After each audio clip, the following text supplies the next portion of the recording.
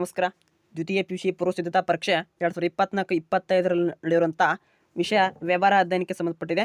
So ನಾಳೆ 21/1/2026 ಈ ಪರೀಕ್ಷೆ ನಡೆಯುತ್ತಿದೆ. ಇದಕ್ಕೆ ಸರಿಯಾದ ಉತ್ತರ ನೋಡ್ಕೊಳ್ಳೋಣ. MCQ ಮಾತ್ರ ನೋಡ್ಕೊಂಡ್ಬಿಡಿ. ನಿರ್ವಹಣೆಯು ಡ್ಯಾಶ್ ಆಗಿದೆ. ಸರಿಯಾದ ಉತ್ತರ ಕಲೆ ಮತ್ತು ವಿಜ್ಞಾನ 2 ಅಂತ ಹೇಳಬೇಕು. ಯೋಜನೆಗೆ ಸಂಬಂಧಿಸಿದಂತೆ ಈ ಕೆಳಗಿನ ಯಾವ ಹೇಳಿಕೆ ಸರಿಯಾದದಲ್ಲ? ಯೋಜಿಸುವಿಕೆ ನಿರ್ವಹಣೆಯ ಅಂತಿಮ ಕಾರ್ಯವಾಗಿದೆ. ಇವುಗಳಲ್ಲಿ ಯಾವುದು ಕಾರ್ಯೇತರ ತರಬೇತಿಯ ವಿಧಾನವಾಗಿದೆ ಅಂದರೆ ವಿದ್ಯಮಾನಗಳ ಅಧ್ಯಯನ ಅಂತ ಕರಿತೀವಿ. ಅಬ್ರಾಮ್ ಮಾಸ್ಲೋವ್ ಅವರ ಅಗತ್ಯಗಳ ವರ್ಗ ಶ್ರೇಣಿಯಲ್ಲಿ ಅತ್ಯಂತ ಮೇಲುಸ್ತರದ ಅಗತ್ಯತೆ ಅಂದರೆ ಸ್ವಯಂ ಸಾಧನೆ ಅಗತ್ಯತೆ ಅಂತ ಕರಿತೀವಿ.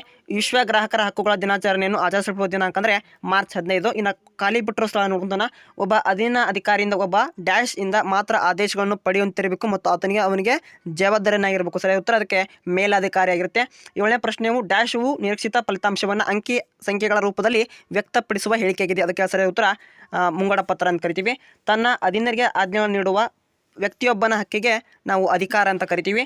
ಚರಾಸ್ತಿಗಳಂದರೆ ಅದಕ್ಕೆ 1 ವರ್ಷದ ಒಳಗಾಗಿ ನಗದಾಗ್ತವೆ. ಇನ್ನು ಒಬ್ಬ ಮಾರಾಟಗಾರನ ತನ್ನ ಉತ್ಪನ್ನಕ್ಕೆ ಹೆಸರು ನೀಡುವ ಪ್ರಕ್ರಿಯೆಯನ್ನು ನಾವು ಮುದ್ರೆ ಹಾಕುವಿಕೆಯನ್ನು ನಾವು ಕರಿತೀವಿ. ಇನ್ನು ಹೊಂದಿಸಿ ಬರೀ ನೋಡ್ಕೊಳ್ಳಿ. ಉತ್ಪನ್ನ ನಿರ್ವಹಣೆ ಅನ್ನೋದು ಅದಕ್ಕೆ ಏನಾಗಿದೆ? ವ್ಯವಸ್ಥಾಪಕ ನಿರ್ದೇಶಕ.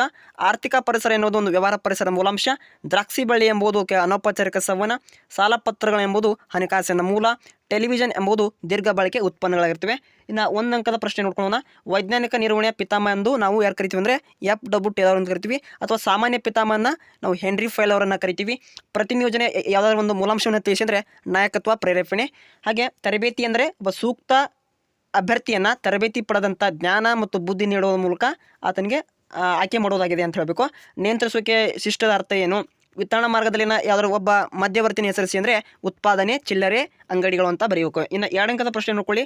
ನಿರ್ವಹಣೆಯು ವ್ಯಾಖ್ಯೆ ಕೊಡ್ರಿ, ಅದು ಇಂಪಾರ್ಟೆಂಟ್ ಆಗಿರುತ್ತೆ. ಗ್ಯಾಂಗ್ ಪ್ಲ್ಯಾಂಗ್ ಅಂದರೆ ಏನು? ಅದು ಇಂಪಾರ್ಟೆಂಟ್ ಆಗಿರುತ್ತೆ. ನೇಮಕ್ಕೆ 2 ಉದಾಹರಣೆಯನ್ನು ತಿಳಿಸಿ ಎಂಬುದು ವೆರಿ ಇಂಪಾರ್ಟೆಂಟ್ ಆಗಿರುತ್ತೆ. ಹಾಗೆ ಕಾರ್ಯಾತ್ಮಕ ರಚನೆ 2 ಅನುಕೂಲತೆಗಳನ್ನು ತಿಳಿಸಿ. ಆಯ್ಕೆಯ ಅರ್ಥ ಏನು? ಒಂದು ಉದ್ಯೋಗದಲ್ಲಿ ಒಬ್ಬ ಅಭ್ಯರ್ಥಿಯನ್ನು ಆಯ್ಕೆ ಮಾಡಿಕೊಳ್ಳೋದು. ನಾಯಕತ್ವ ಶೈಲಿಯನ್ನು ತಿಳಿಸಿ ಅಂದರೆ ಮುಕ್ತ ನೀತಿವಾದಿ, ಸರ್ವಾಧಿಕಾರಿ, ಪ್ರಜಾಪ್ರಭುತ್ವವಾದಿ ಅಂತ ಹೇಳಬೇಕು. ನಿರಂಕುಶ ಅಧಿಕಾರಿ ಅಂತ ಹೇಳ್ತೀವಿ. ನಿಯಂತ್ರಿಸುವಿಕೆ ಯಾವುದೋ 2 ಮಿತಿಗಳನ್ನ ತಿಳಿಸಿ. ಹಣಕಾಸು ನಿರ್ವಹಣೆ ಯಾವುದೋ ಉದ್ದೇಶಗಳನ್ನ ತಿಳಿಸಿ. ಮಾರಾಟ ಪ್ರಕ್ರಿಯೆ ಮಿಶ್ರಣ ಹೇಗೆ ವಿವರಿಸುತ್ತೀರಾ? ಬಳಕೆದಾರ ರಕ್ಷಣೆ ಮಹತ್ವ ನೀಡಲು ಯಾವುದೋ 2 ಕಾರಣಗಳನ್ನು ತಿಳಿಸಿ ಅಂತ ಎಂಬುದು ರೆಡ್ ಮಾರ್ಕ್ ಮಾಡಿರೋದು ಇಂಪಾರ್ಟೆಂಟ್ ಆಗಿರುತ್ತೆ. ಇನ್ನು 4 ಅಂಕದ ಪ್ರಶ್ನೆ ನೋಡ್ಕೊಳ್ಳಿ. ಹೆನ್ರಿ ಫೈಲ್ ಅವರ ಪ್ರತಿಪಾದಿಸಿದಂಥ 4 ನಿರ್ವಹಣಾ ತತ್ವಗಳನ್ನ ತಿಳಿಸಿ.